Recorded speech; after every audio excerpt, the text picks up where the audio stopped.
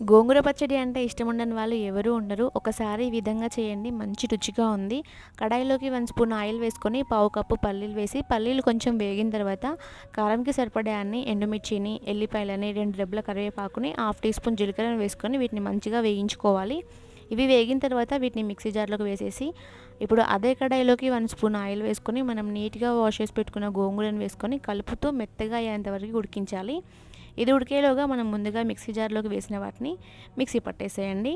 ఇలా మిక్సీ పట్టిన దాన్ని గోంగూర మెత్తగా ఉడికిన తర్వాతే ఈ పౌడర్ని దాంట్లోకి వేసేసుకొని అంతా కలిసేలాగా మంచిగా కలుపుకొని దీన్ని పక్కన పెట్టేసేయండి. పక్కన పెట్టేసి అదే కడాయిలోకి 2 టేబుల్ స్పూన్స్ ఆయిల్ వేసుకొని ఆవాలు, జీలకర్ర, కచ్చాపచ్చగా దంచిన ఎల్లిపాయ ముద్దని, ఎండుమిర్చిని, కరివేపాకుని, పావు టీ స్పూన్ పసుపుని వేసి మనం మిక్స్ చేసిన గోంగూరను కూడా వేసేసుకొని అంతా మిక్స్ చేసి పచ్చి ఉల్లిగడ్డలను వేసుకొని తినండి. చాలా అంటే చాలా రుచిగా ఉంటుంది. తప్పకుండా ట్రై చేసి ఎలా ఉందో కామెంట్ చేయండి. Thank you for watching. Bye.